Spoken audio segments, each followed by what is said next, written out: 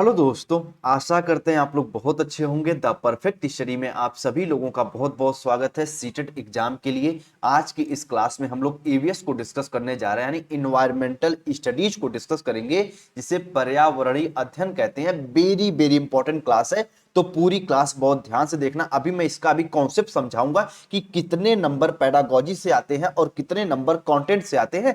पूरी क्लास को अच्छे से देखेगा। ये क्लास नंबर 1 है, इसके बाद 2 क्लास और आएगी। ठीक है, 2 क्लास और कहने का मतलब एक क्लास में हम लोग इसके कंटेंट को और डिस्कस करेंगे। उसके बाद एक क्लास में हम लोग पेडागोजी यानी एक तरीके शिक्षण शास्त्र को, ईवीएस से जहां से क्वेश्चन बनते हैं लास्ट वाली क्लास में हम उसको भी डिस्कस करेंगे। तो लगभग 3 क्लास में ये एंड होगा। तो पूरी बात बहुत ध्यान से समझते हुए आगे बढ़िए और एक एक पॉइंट को अच्छे से समझिएगा। आज की इस क्लास में हम लोग जो डिस्कस करने जा रहे हो, हमारी टॉपिक है, सबसे पहले हम लोग एनिमल को डिस्कस करेंगे, यानी जानवर से रिलेटेड कुछ इंपॉर्टेंट तथ्य, कुछ महत्वपूर्ण बिंदुओं को जानेंगे और कुछ महत्वपूर्ण जानवर हैं उनके बारे में हम लोग जानेंगे। उसके बाद पक्षी के बारे में जानेंगे, फिर कीट के बारे में जानेंगे। और ये class very very important class है और टोटल भैया ये एनसीईआरटी पर आधारित क्लास है।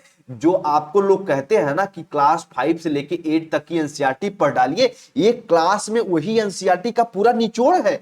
तो पूरी क्लास को बहुत बेहतर रूप में देखिएगा और एक एक पॉइंट को अच्छे से समझिएगा। आइए क्लास को स्टार्ट करते हैं। उसके पहले मैं आपको कुछ पॉइंटें बता देता हूं ताकि आपके दिमाग में अच्छे से बैठ जाए। देखिए, जो आपका इन्वायरमेंटल स्टडीज है, जैसे मैं हिंदी में बताता है, इसको भी 2 पार्टों में हम लोग बांट के पढ़ते हैं। 15-15 नंबर के, 15 नंबर का आपका कंटेंट रहता है और 15 नंबर का पेडागोजी। तो आज के इस क्लास में हम लोग यही कंटेंट को डिस्कस करेंगे और इसके बाद एक क्लास और लेके आऊंगा, उसमें भी हम लोग कंटेंट को, विषय वस्तु को ही डिस्कस करेंगे। उसके बाद एक क्लास लेके आऊंगा जो भी 40 से 45 से 1 घंटे की क्लास हो, उसमें हम लोग एक तरीके से ईवीएस पेडागोजी को डिस्कस करेंगे और पूरा सिलेबस आपका कवर हो जाएगा। बिल्कुल जो सीटेट का सिलेबस है वो अप्रोच में मैं रख के पढ़ा रहा हूं आपको।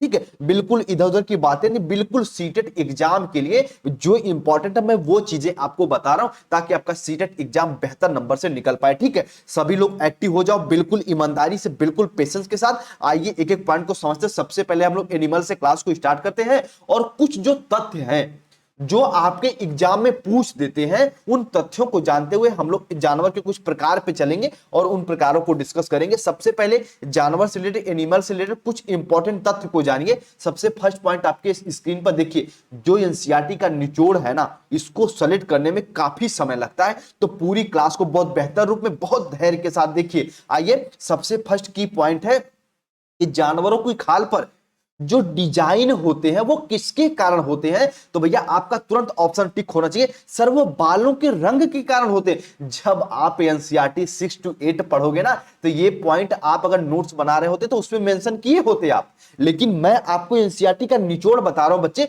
तो पूरी बात को ध्यान समझना। जानवरों की खाल पर जो डिजाइन होते हैं वो किसके कारण होते हैं, तो बाल के कारण होते हैं। कहोगे सर जी हमें कुछ समझ में नहीं आया, हमें आप एक तरीके से एग्जाम्पल दिखाइए। आइए हम आपको एग्जाम्पल दिखा देते हैं। देखिए, आइए, बिल्कुल सब चीजें आज लेके आया हूं आपके क्लास में। देखिए, ये मान लीजिए एनिमल है, बाघ है, इसके देखो जो एक तरीके से बॉडी पे जो ये रंग है ना, किसके कारण है, तो तुरंत आपका जवाब आना चाहिए कि सर ये बाल के कारण है।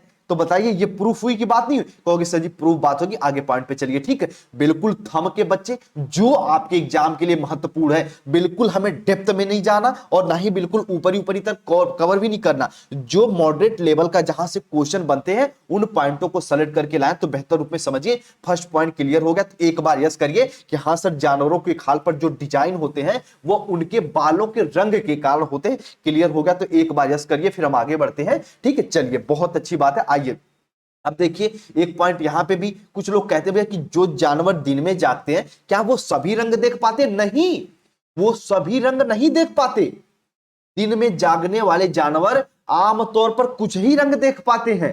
अगर आपके ऑप्शन में है कि भैया दिन में जागने वाले जानवर सभी रंग देख पाते हैं, सभी रंग, तो नहीं, वो कुछ ही रंगों को पहचान पाते हैं। और जो रात में एक तरीके से जानवर होते हैं, अब यहां से रिलेट करिए, जो रात में जानवर होते हैं ना बच्चे, वो रात में भैया हर चीज को सिर्फ 2 रंग में देखते हैं।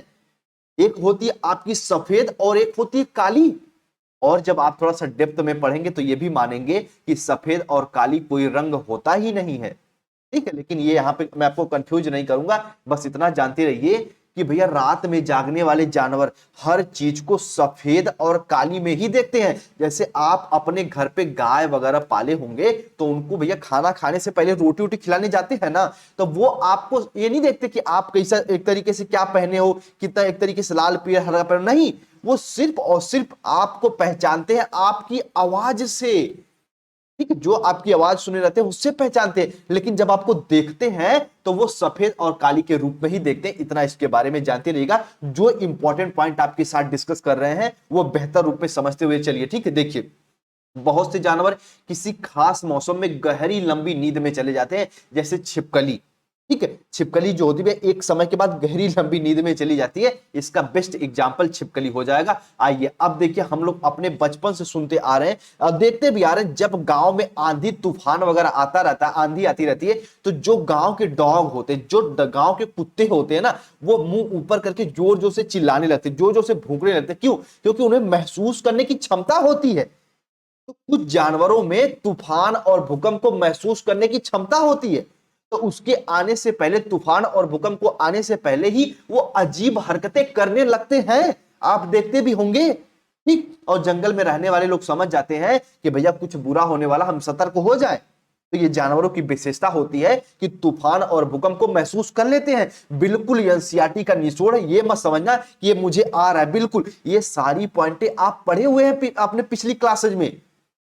ठीक है, आप 9, 10, 11 में ये सारी क्लास कहीं ना कहीं टच किए हैं, बस आपको मैं रिवीजन करा रहा हूं। ठीक है, सबको सेलेक्ट करके, वेरी वेरी इंपॉर्टेंट क्लास है, तो पूरी क्लास में थंब के बेहतर रूप में देखिए और सीटेट एग्जाम के लिए। आइए अगले पॉइंट को समझिए।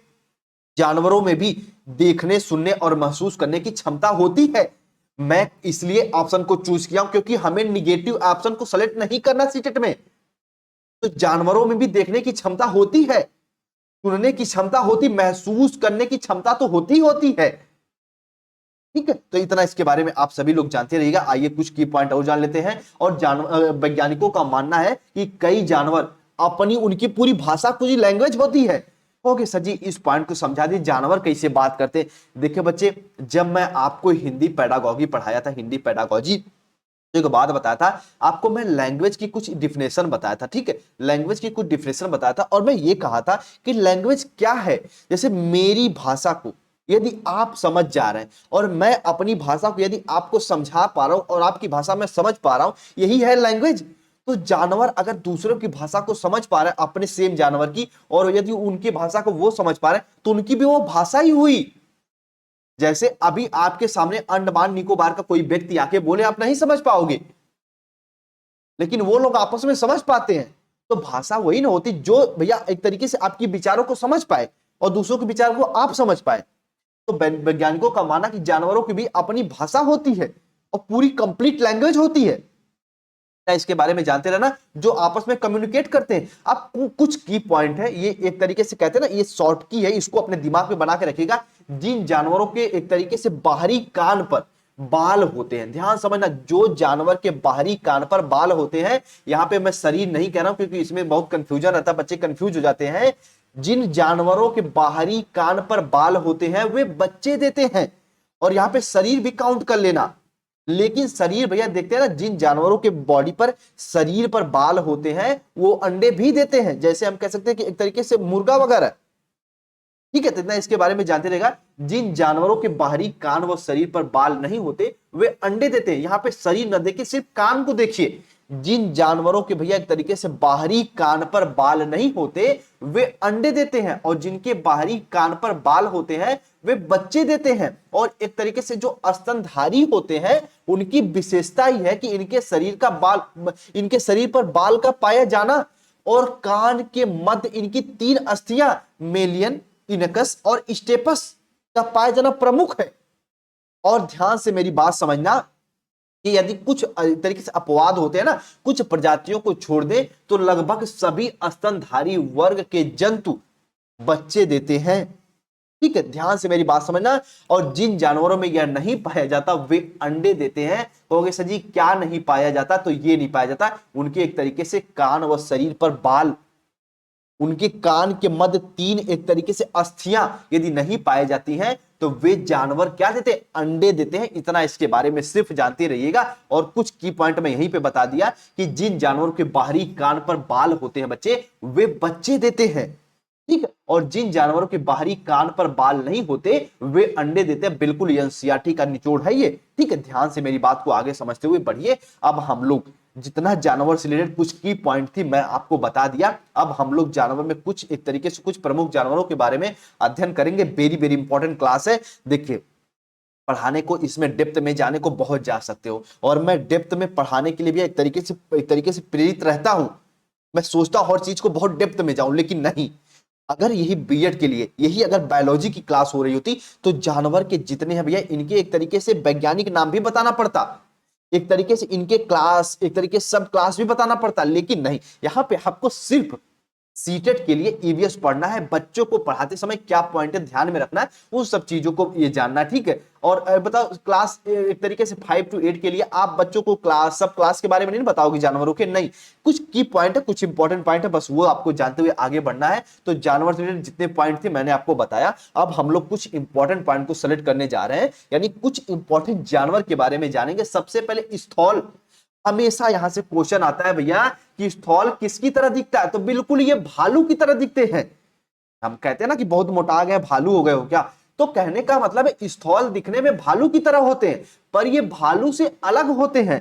क्यों अलग होते हैं अभी मैं बता रहा हूं। ये करीब एक तरीके से दिन में करीब 17 घंटे पेड़ों से लटक कर आराम से सोते हैं। ये जो आपके एक तरीके से स्थल होते हैं, ये दिन में पूरे दिन में 17 घंटे पेड़ से भैया उल्टे लटके रहते हैं और ये सोते रहते हैं। इतना स्थल के बारे में जानते रहेगा। यहां पे 2 इंपॉर्टेंट पॉइंट मैंने आपको बताया कि स्थल जो होते हैं ये भालू की तरह ही दिखते हैं। उसके बाद ये दिन में करीब 17 घंटे पेड़ से उल्टे लटक कर आराम करते रहते हैं, यानी सोते रहते हैं। इतना स्थल के बारे में आप लोग जानते रहेगा। और सबसे इंपॉर्टेंट और सबसे की पॉइंट है कि ये पूरे अपने लाइफ में यानी पूरे 40 वर्ष के जीवन में सिर्फ 8 पेड़ों पर ही घूमते हैं। जो सीटेट के एग्जाम में स्थल से क्वेश्चन आता है और ये सीधे सीधे पूछ लेता है कि जो स्थल होते हैं अपने पूरे जीवन अवधि में कितने पेड़ों पर घूमे रहते हैं, तो सिर्फ 8 पेड़ों पे 40 वर्ष में भैया घूमे रहते हैं। ये भी एक तरीके से तजुर्बा ही है ये, ठीक है। चलिए आइए, ये सप्ताह में केवल एक ही बार शौच के लिए पेड़ से नीचे उतरते हैं और जिस पेड़ पे रहते हैं उसके पत्ते खाकर ही अपना पेट भर लेते हैं। सबसे सिंपल सा और सबसे आसान सा तरीका है स्थल को याद करने के लिए। ये ध्यान से रखिए, ये भालू की तरह दिखता है लेकिन भालू जैसा होता नहीं है। ये पेड़ से उल्टे लटक कर सोते हैं। लगभग ये दिन में 17 घंटे पेड़ से उल्टे लटके रहते हैं। और ध्यान से मेरी बात को समझना, 40 वर्ष में ये अपने जीवन अवधि में सिर्फ 8 पेड़ों पर ही घूमते हैं और ये सप्ताह में केवल एक बार शौच के लिए पेड़ से नीचे उतरते हैं और पेड़ पे रहते हैं और उसी पेड़ के पत्ते खाकर अपना भूख मिटा लेते हैं, अपने एक तरीके से पेट भर लेते हैं। बस इतना इसके बारे में आप लोग अच्छे से जानते हुए आगे बढ़िए, ठीक है। चलिए आइए अब हम लोग आगे समझते हैं। एक और जहां से क्वेश्चन आता है वो है भैया आपका बाघ, ठीक है। वो आपका है टाइगर। आइए यहां से क्वेश्चन बनते हैं, ध्यान से समझना। अंधेरे में भैया टाइगर कितने दूर तक, बाघ कितने दूर तक देख सकता है, तो एक नॉर्मल इंसान से, नॉर्मल आईज से भैया ये एक तरीके जो भी नॉर्मल आंख होती है मनुष्य की उससे 6 गुना बेहतर देख सकता है। ये भी अपने आप में अजूबा ही है।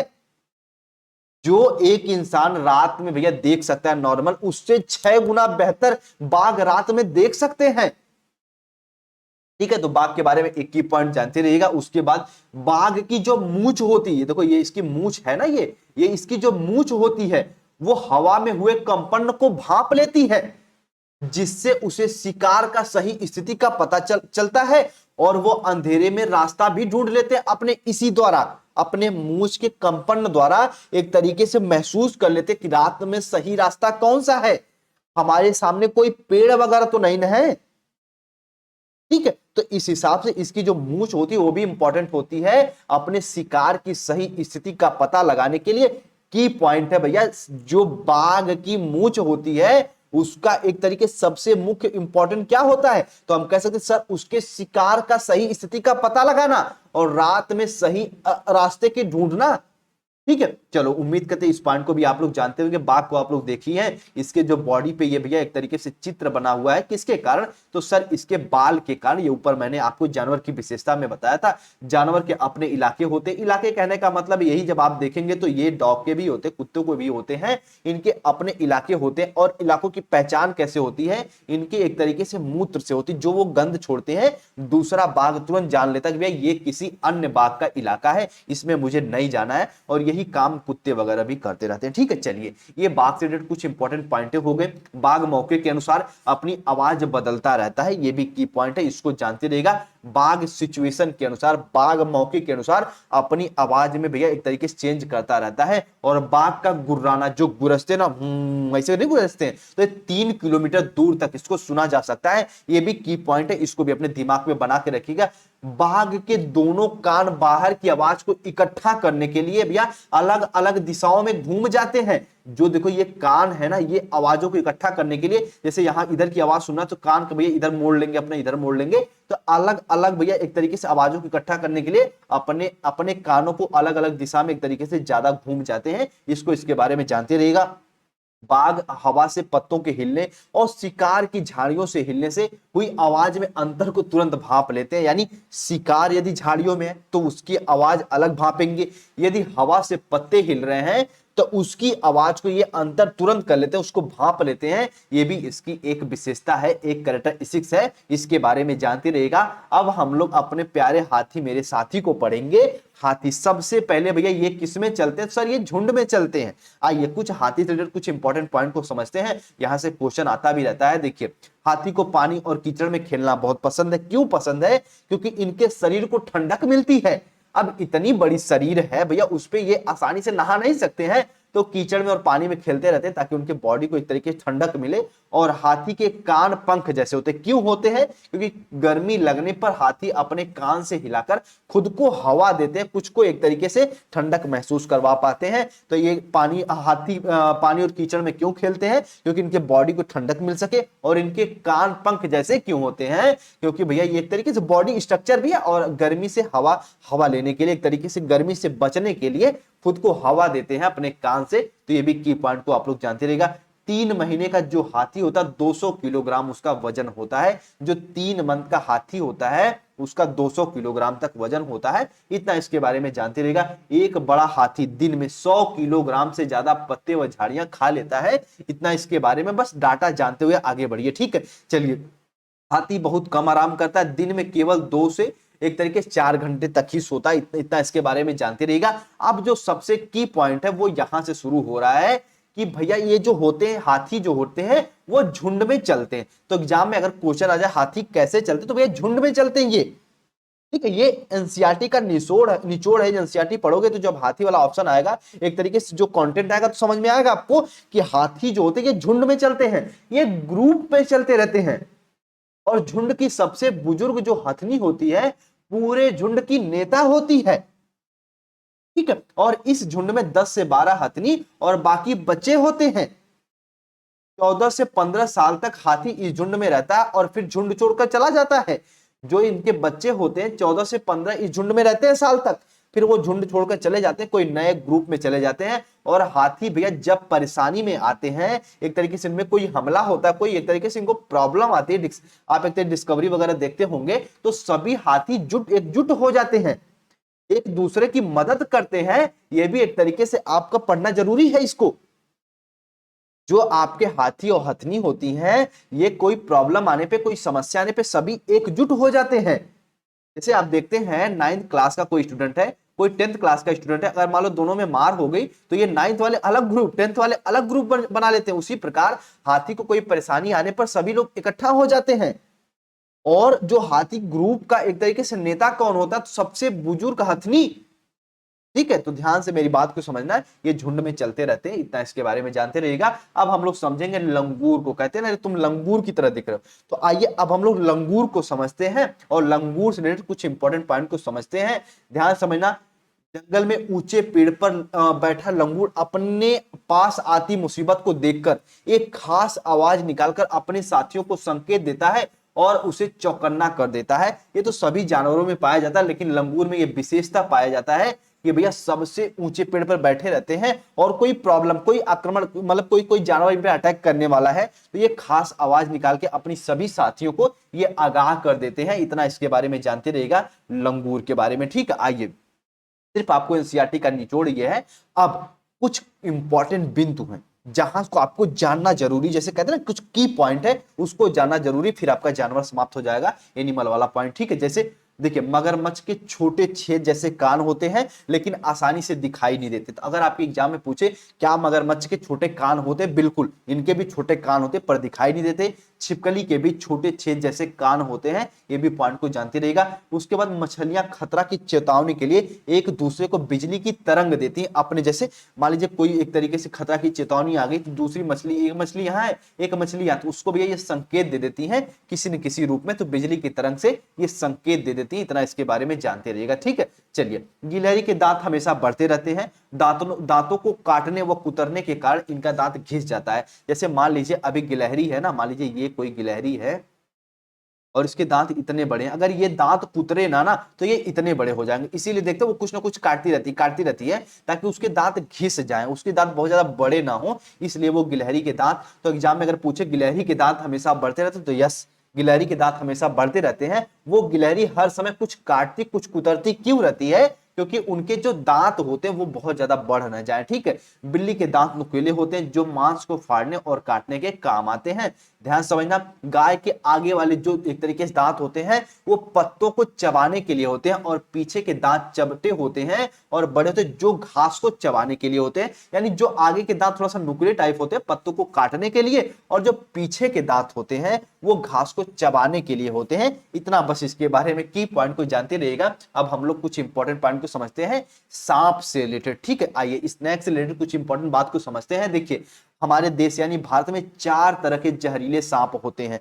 सबसे पहले नाग, करैत, दुबैया और अफाई। कुछ लोग इसमें कहेंगे एक तरीके से जी एक और भी ऐसे बहुत सांप होते हैं, लेकिन जो एक तरीके से माने जाते हैं वो नाग, करैत, दुबैया और अफाई जो होते हैं ये सबसे जहरीले नाग माने जाते हैं। इतना इसके बारे में आप लोग अच्छे से जानते रहिएगा। कोबरा ओबरा हम मत अपना दिमाग लगाइएगा, सिर्फ इतना जानते रहिए कि हमारे देश यानी भारत में 4 तरीके के जहरीले सांप पाए जाते हैं, नाग, कुरैत, दुबैया और अफाई, ठीक है। चलो, अब देखो यहाँ पे ध्यान समझना, जब सांप किसी को काटता है तो कौन सी दवाई दी जाती है? तो सर सीरम। किससे बनाई जाती है? तो उसी एक तरीके से सांप के जहर से ही दवाई बनाई जाती है, सीरम, ठीक है। जब सांप किसी को काटता है तो उसके 2 खोखले वाले दांत वाले जो जहर होते हैं उस व्यक्ति के शरीर में चले जाते हैं और इस जहर से बचने के लिए उस व्यक्ति को सीरम नाम की दवाई दी जाती है जो उस सांप के जहर से ही बनाई जाती है। तो एक ध्यान से मेरी बात को समझिएगा, सांप को काटने पे कौन सी दवाई दी जाती है?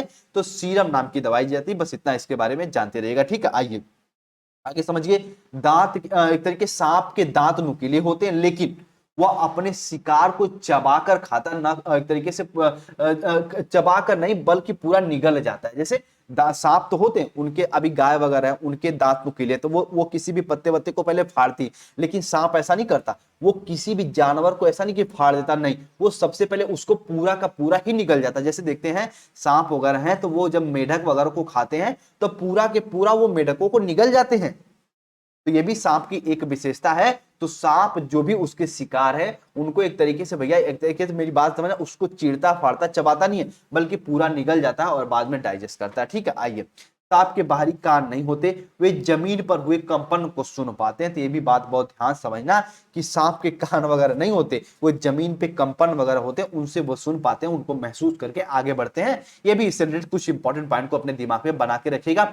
सपेरों को कालवेलिया भी कहते हैं। कालवेलिया, जो सपेरे जो एक तरीके से सांप को पकड़ने वाले होते हैं इन्हें कालवेलिया कहते हैं। और कालवेलिया नाच से ही सांप जैसी मुद्राएं होती हैं। एक कालवेलिया नाच होती है, उस नाच में क्या होता है, जैसे सांप जैसी मुद्राएं, सांप ऐसे नहीं घुड़रा के बैठ जाता कभी फन काट लेता है, तो वैसे नाच भी होती है। तो ध्यान से मेरी बात को समझना, ये भी एनसीईआरटी का निचोड़ है कि जो सपेरे होते हैं उन्हें क्या कहते हैं? कालवेलिया भी कहते हैं। और जो कालवेलिया नाच होता है, जो कालवेलिया नृत्य जो डांस होता है उसमें कैसी मुद्राएं, कैसा शेप हम बनाते हैं, तो वो एक तरीके से सांप जैसी बनाते हैं। और हम लोग के गांव में भी एक डांस होता है जो देसी बाजा पे नहीं होता, देसी बाजा पे यहाँ पे 2 लोग बजाते रहते हैं, और तो उसमें जो डांस नागिन डांस करते हैं वो डांस नहीं है, ये कालबेलिया डांस अलग होता है, ठीक है, ये नृत्य है और ये तो देसियवा नाच है, ये तो सभी लोग नाच लेते हैं, ठीक है, नागिन नाच। चलिए आइए अब कुछ इंपॉर्टेंट बात हम लोग डॉग से रिलेटेड समझ लेते हैं। कुत्तों की गलियों की अपनी जगह बटी हुई होती है, कहते हैं ना, अरे अभी अपने गली में तो बहुत शेर बन रहे, यहाँ पे मान लो 10 कुत्ते हैं, इनकी अपनी गली,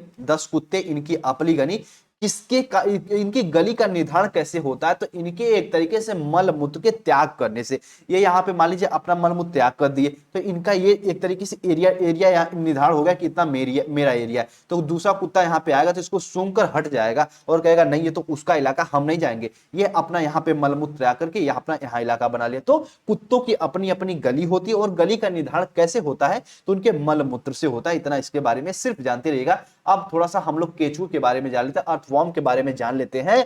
केचुए जमीन पर छेद बनाकर मिट्टी को मुलायम कर देते हैं और जमीन को इन छेदों से हवा और पानी मिल जाता है, एक तरीके से कहते हैं ये किसान के साथी होते हैं केचुए, ठीक है। चलिए केचुए मृत पत्तियों पौधों को खाते हैं और इनके मूल मूत्र से जमीन उपजाऊ बन जाती है, इसीलिए कहते हैं किसान के मित्र होते, ठीक है। केचुओं को किसान का मित्र कहा जाता है, देखिए की पॉइंट है, इसको अपने दिमाग में बना के रखिएगा, ठीक है। चलिए आइए अब हम लोग सबसे इंपॉर्टेंट चींटी को समझते हैं, और हाल फिलहाल में अभी देखो चींटी का सबसे भयानक चित्र सामने आया है, मैं टेलीग्राम पे शेयर कर दूंगा।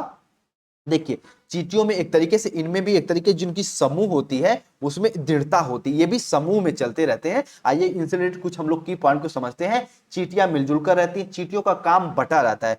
रानी चींटी, जो इसमें एक रानी चींटी होती है वो अंडे देती है, और जो सिपाही चींटियां होती है बिल का ध्यान रखती हैं। काम करने वाली चींटियां भोजन ढूंढ कर लाती हैं और बिल तक लाती हैं। जैसे इसमें भी 3 तरह का एक तरीके से काम बटा होता है इन छोटे छोटे में। सबसे पहले जो रानी चींटी होती है वो सिर्फ अंडे देती है, वो कोई काम वगैरह नहीं करती। और जो सिपाही चींटी होती है, मान लीजिए ये बिल है और यहाँ पे रानी चींटी अंडे दे दी, और यहाँ पे बिल पे जो एक तरीके से यहाँ जहां से चींटियां प्रवेश करती हैं, यहाँ पे एक तरीके से सिपाही चींटी बैठी रहती हैं। और ध्यान से मेरी बात अब समझना, जो भोजन ढूंढने जाती है उनका भी काम अलग रहता है, सिपाहियों का काम अलग, यानी पूरे समूह में मिलजुल कर ये कार्य करती हैं। तो इतना इसके बारे में जानते रहेगा। चींटी चलते समय कुछ गंध छोड़ती हैं, जिसे जिसे सूंघ कर पीछे पीछे आने वाली चोटियों का रास्ता मिल जाता है, और इसीलिए भैया ये एक तरीके से रास्ते में चलती हैं। देखते होंगे एक तरीके से समूह में चलती, कोई इधर भटक गया तो सब इधर चले जाएंगे, ऐसे से एक तरीके से ये ग्रुप में चलती रहती है, एक विशेष प्रकार का गंध छोड़ती हैं। और एक तरीके से यहाँ पे एक की पॉइंट है, दीमक जो होते हैं ये भी समूह में रहते हैं, ये भी एक तरीके से कहते हैं दीमक। और एक तरीके से तिलचट्टा, तिलचट्टा तो कोई नहीं जानेंगे, बस दीमक आप लोग समझिए, दीमक भी समूह में रहते हैं, इतना इसके बारे में जानते रहेगा। अब अगला पॉइंट आपका है मच्छर, यहां से इंपॉर्टेंट पॉइंट है, इसको समझिए, मच्छर से रिलेटेड कुछ इंपॉर्टेंट पॉइंट को समझिए। देखिए ध्यान से मेरी बात को समझिए, मच्छर से, मच्छर हमारे शरीर की गंध खासकर पैरों के तलवे और हमारे शरीर की गर्मी से हमें ढूंढते हैं।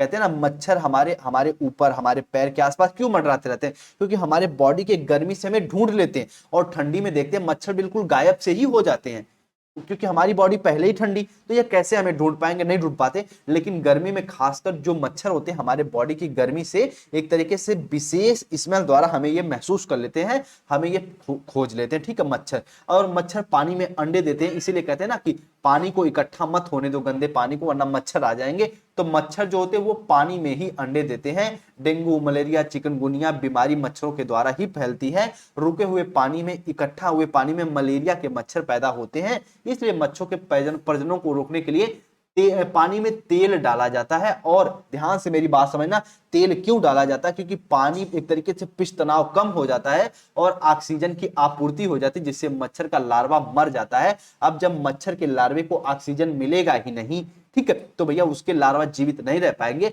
और मर जाएंगे। इसीलिए हम लोग जो इकट्ठा पानी रहता है उसमें हम लोग तेल डाल देते हैं, ताकि उनका लार्वा जीवित न रह पाए। तो यहाँ पे 3-4 पॉइंट को ध्यान में आपको रखना। जो मच्छर होते हैं भैया, ये रुके हुए पानी में के द्वारा और फैलते हैं, और ये इकट्ठे पानी में ही अंडे देते हैं। और ध्यान समझना कि मेरी बात को, मच्छरों के प्रजनन को रोकने के लिए, यानी मच्छर के जो लार्वा को नष्ट करने के लिए हमें क्या करना रहता है, तो रुके हुए पानी में, गंदे पानी में तेल डाल देते हैं, जिसकी वजह से उनके लार्वा को ऑक्सीजन की कमी हो जाती है और वो मर जाते हैं। रेशम का कीड़ा, ध्यान समझना, इससे रिलेटेड सिर्फ एक की पॉइंट को समझना कि अपने मादा, एक तरीके से जो रेशम का कीड़ा होता है ये अपनी मादा को इसकी गंध से कई किलोमीटर दूरी तक ही पहचान लेता है। जो रेशम कीड़ा होता है अपनी मादा पार्टनर को कई किलोमीटर दूर से ही पहचान लेता है कि भैया ये मेरी प्रजाति का ही है। तो इतना इसके बारे में जानते रहिएगा। चूहों के बारे में सिर्फ एक की पॉइंट जानते रहिएगा कि चूहों की दूर देखने की क्षमता बहुत कम होती है, लेकिन इनमें सूंघने की क्षमता बहुत अधिक होती है, छूने और टेस्ट करने की क्षमता भी बहुत अधिक होती है चूहों में। इतना इसके बारे में जानते रहिएगा। अब हम लोग पक्षी को समझेंगे, पक्षी से रिलेटेड कुछ की पॉइंट को समझेंगे। वेरी वेरी इंपॉर्टेंट चीज है, यहां से थम के मेरी बात को समझिएगा। जैसे अभी हम लोग जानवर से रिलेटेड पहले कुछ की पॉइंट को समझे हैं, फिर कुछ इंपॉर्टेंट जानवर को समझे, उसी प्रकार पहले हम लोग पक्षी से रिलेटेड कुछ की पॉइंट को समझे। देखो मेरी बात ध्यान समझना, पक्षी केवल अंडे देने के लिए घोंसला बनाते हैं। जब अंडों से बच्चे निकल जाते हैं तो वह घोंसला छोड़कर उड़ जाते हैं और एक तरीके से मेरे भाई अलग अलग जगहों पे चल जाते हैं। तो पक्षी जो होते हैं वो घोंसला एक तरीके से अंडा देने के लिए ही घोंसला बनाते हैं, ना कि उस घोंसले में परमानेंट रहने के लिए। ठीक है, तो पहली की पॉइंट आपके दिमाग में होना चाहिए कि पक्षी अपना घोंसला क्यों बनाते हैं। तो भैया वो सीधे सीधे अपने सर अंडे को देने के लिए। ठीक है, चलो अधिकतर पक्षियों की आंख और उनके सिर के एक तरीके से दोनों तरफ होती है। मेरी बात समझना कि जो अधिकतर पक्षी होते हैं उनकी आंखें जो होती है उनके सिर के दोनों तरफ होती है, यानी वो आगे पीछे दोनों तरफ देख सकते हैं पूरी तरीके से। ठीक है, चलिए, और पक्षी एक ही समय में दो अलग अलग चीजों को एक साथ देख लेते हैं।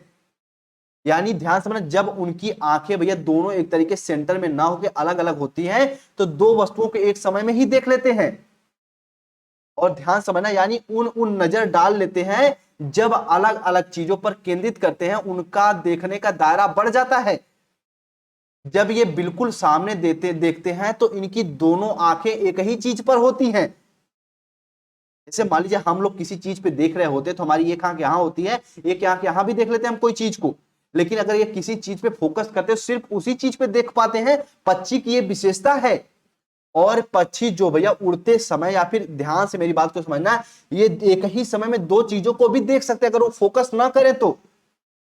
ठीक है, मेरी बात इसको ध्यान समझते हुए आगे बढ़िए। आइए अगले पॉइंट को समझिए। ज्यादातर पक्षियों की आंखें पुतलियां घूम नहीं सकती, वो अपनी गर्दन घुमाकर अपने आसपास की वस्तुओं को देखते हैं।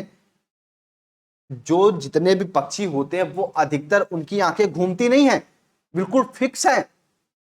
वो आगे पीछे नीचे तो कर सकती लेकिन पीछे मुड़कर नहीं देख सकती, तो आंखें आंखें घुमा नहीं सकती, तो वो अपने गर्दन को घुमाती हैं। अभी नीचे हम उन पक्षियों के बारे में बताएंगे, पहले कुछ की पॉइंट को समझते हुए आगे बढ़िए। ठीक है, चलिए। पक्षियों के पंख उन्हें उड़ने में मदद करते हैं और उन्हें गर्माहट भी देते हैं, और उनके नए पंख आते ही पुराने पंख झड़ते रहते हैं। ये भी इसके बारे में की पॉइंट को जानते रहेगा। कुछ पक्षी अलग अलग खतरों के अलग अलग आवाज निकालते हैं, जैसे जैसे उड़कर आने वाले दुश्मन के लिए एक तरह की अलग आवाज, जमीन पर चलकर आने वाले के लिए दूसरी तरह की आवाज निकालते हैं। यानी अपने एक तरह के साथियों को सुरक्षित करने के लिए वो अलग अलग तरह की आवाजें भी निकालते रहते हैं। ये भी की पॉइंट को जानते रहेगा। पक्षियों के कान दिखते नहीं है, लेकिन इनके सिर पर दो छोटे छोटे छेद होते हैं जो पंखों से ढके रहते हैं, और पक्षी को इन्हीं सुनने में मदद करता है। ये भी इसके बारे में जानते रहेगा। तो पक्षियों के जो दो छिद्र होते हैं वो कान के रूप में ही कार्य करते हैं, जो उनके पंखों से ढके रहते हैं। इतना इसके बारे में आप लोग अच्छे से जानते हुए आगे बढ़िए। ठीक है, चलिए। अब सबसे पहले जहां से सीटेट में एग्जाम में क्वेश्चन बनता है वो है बसंत गौरी। आइए बसंत गौरी के बारे में जानते हैं। बहुत प्यारी चिड़िया है, देखिए ध्यान समझिए। बसंत गौरी यह गर्मियों में टुक टुक करती रहती है और पेड़ के तने में गहरा छेद बनाकर उसमें अंडे देती है।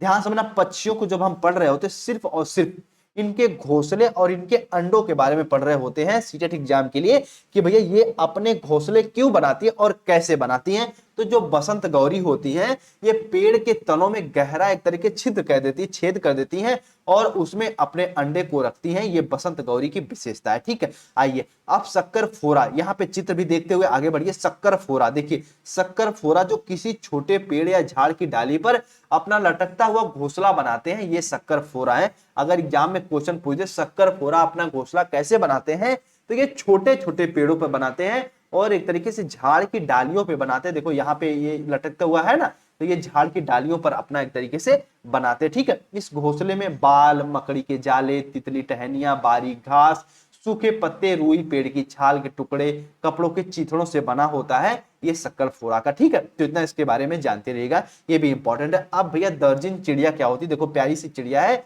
दर्जन चिड़िया अपनी नुकीली चोंच से पत्तों को सी लेती है और उसमें एक थैली सा बना लेती है, उसमें अंडे देती। जैसे मान लीजिए यहाँ पे एक चित्र मैं नहीं लगा पाया, लेकिन यहाँ पे समझ लीजिए, यहाँ पे देखो एक तरीके से पत्ता है ना, यहाँ पे मान लीजिए एक पत्ता है, ठीक है, यहाँ पे मान लीजिए एक पत्ता है, तो इसके जो दोनों, जैसे हम लोग क्या होता है ना, कोई चीज फट जाती है तो सुई धागा सी लेते हैं ना, उसी प्रकार ये चोंच से अपना इसको बांध देगी, फिर इसको बांध देगी, इसको, तो ये बिल्कुल गोल सा हो जाता है, ये बिल्कुल ऐसे गोल सा हो जाता है और इसमें ये अपने अंडे दे देती है। ये दर्जन चिड़िया की सबसे बड़ी विशेषता है कि अपनी नुकीली चोंच से ही एक थैली बना लेती, उसे सी लेती है। इतना इसके बारे में आप सभी लोग जानते रहिएगा, ठीक है। आइए अब हम लोग अगले पॉइंट को समझ लेते हैं, चीलबाज और गिद्ध से रिलेटेड कुछ इंपॉर्टेंट की पॉइंट को समझ लेते हैं। चीलबाज और गिद्ध हमसे 4 गुना अधिक दूरी तक देख पाते हैं। चील की जो पूंछ होती है वो खांचे वाली होती है और गिद्ध मरे हुए जानवर को खाकर जगह को साफ कर देते हैं और आकाश में ऊंचाई पर उड़ता रहता है। ध्यान से मेरी बात को समझना, जो भी जानवर है, जो भी अपशिष्ट है, उनको गिद्ध ही साफ करते हैं, लेकिन आज में ये भी एक तरीके से विलुप्त प्रजाति में गिने जाते हैं, ये इनकी भी संख्या कम होती जाती है। तो जो चील होते हैं इन्हें हमसे 4 गुना अधिकतर देख पाते हैं। जो चील की पूंछें होती है वो खांचे वाली होती हैं और जो मरे हुए जानवर होते हैं उनको सफाई कौन करता है, एक तरीके से वो गिद्ध करते हैं और आकाश में ऊंचा उड़ते रहते हैं गिद्ध को, ठीक है। आइए अब थोड़ा सा नर बीवर पक्षी के बारे में जान लीजिए। नर बीवर पक्षी अपने अपने घोंसले बनाते हैं और मादा बीवर पक्षी सभी घोंसलों को देखती हैं, फिर उनमें से जो घोंसला सबसे ज्यादा पसंद आता है उनमें अंडे देती हैं। जैसे जो नर बीवर पक्षी हैं वो घोंसले तो बना दिए, 1 2 3 4 5 6 7 8, तो अब तरीके से मादा बीवर पक्षी वो आएंगी और सभी घोंसलों को देखेंगी, सबसे बेस्ट जो घोंसला लगेगा उसमें वो अपने बच्चों को, एक तरीके से अंडे हैं तो अपने अंडों को देती हैं, एक तरीके से अपने बच्चों का वहां पे एक तरीके से देने का प्रयास करती है, ठीक है। तो नर बीवर पक्षी के बारे में इतना जानते रहेगा। अब जो आता सबसे इंपॉर्टेंट पक्था, ये बिल्कुल एक तरीके से जो कबूतर प्रजाति का ही होता है लेकिन उनसे अलग होता है। पक्ता कैक्टस कांटों के बीच मेहंदी के गढ़ में अपना घोंसला बनाते हैं। ये जो पक्ता होता है ये कांटों के बीच अपना घोंसला बनाते हैं और बिल्कुल कबूतर की तरह ही दिखाई देते, लेकिन कबूतर से अलग होते हैं। उल्लू अपनी गर्दन एक तरीके से आगे पीछे घुमा सकता है, इनकी जो गर्दन होती है ये पीछे भी घूम जाती है। इसी लोग कहते हैं कि तार वार पे बैठे रहते, कहते देखो भूत अपनी गर्दन पीछे भी घुमा लिया, नहीं, भूत वगैरह नहीं होते, इनमें विशेषता होती कि अपनी गर्दन को पीछे घुमा ले। और देखो अभी उल्लू देख रहा तो भैया बिल्कुल हंसना वसना मत, वरना सब के सब दांत गिरने लगेंगे। और ये बचपन में ऐसा बताया जाता था, बिल्कुल गलत बात है, ये बिल्कुल पूर्वाग्रह बात है, ठीक है। तो कहते ना उल्लू दिख गया तो दांत बंद कर लो, हंसो मत, देखो बिल्कुल हमको देख रहा है इसे। तो उल्लू जो होते हैं अपनी गर्दन को पीछे घुमा सकते हैं, तो इनकी ये भी विशेषता है। अब मैना, ये अपनी गर्दन को झटके से आगे पीछे कर सकती है। देखते कोई चीज यहाँ पे पड़ी रहती, टप टप खाती है ना ऐसे ऐसे ऐसे, तो ये अपनी गर्दन को आगे पीछे घुमा सकती है झटके से पूरा। तो ये मैना की विशेषता, इसको जानते रहेगा। किलचीड़, इन पत्तियों को जब आप खेत में पानी वगैरह भरते होंगे देखते होंगे किलचीड़ को, किलचिड़ी को देखते होंगे। किलचिड़ी पत्थर के बीच अपना घोंसला बनाती है और इनके जो घोंसले में एक तरीके से पौधों की नाजुक टहनी, जड़े, ऊन, बाल, एक तरीके से रुई सब बिछा रहता है। ये छोटे छोटे कीड़े खाती हैं और इनके चोंच अंदर से लाल होती है। एग्जाम में पूछे कील चीड़ की चोंच अंदर से कैसी, तो भैया लाल, रेड।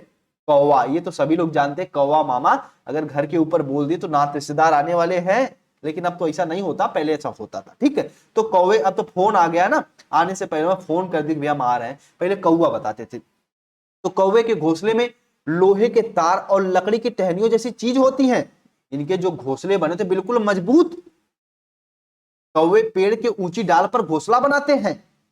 कोयल अपना घोंसला नहीं बनाती, वे कौवे के घोंसले में अपना अंडा दे देती है। कौवा अंडों के साथ साथ कोयल के अंडों को भी सेता है। इतना प्यारा कौवा कहां मिलेगा, कोयल सी तेरी बोली। तो कौवा क्या है, कौवा भी तो इंसानी जानवर ही है, अच्छा सा। तो कौवा भैया हमेशा एक तरीके से विरोध करता है समाज में कि हमें भी एक तरीके से उचित सम्मान दो कोयल जैसा।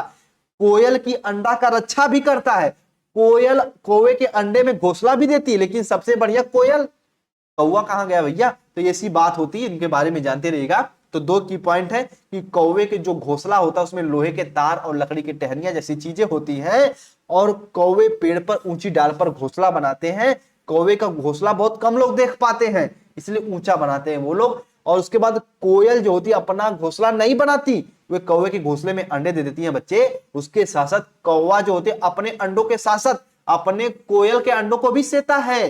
जैसे कहते हैं ना कि मान लो जो दो स्टूडेंट हैं, एक पानी पीने चला गया, कहता भैया तू मेरा बक्सा रखाते रहना, यानी मेरा बैग देखते रहना। उसी प्रकार कोयल कौवे में कि दोनों में समानताएं हैं, इतना जानते रहेगा। ठीक है, आइए अब उसके बाद गौरैया, सबसे प्यारी चिड़िया हमें लगती है गौरैया भैया। ठीक है, गौरैया अलमारी के ऊपर आईने के पीछे अपना घोंसला बनाती रहती है।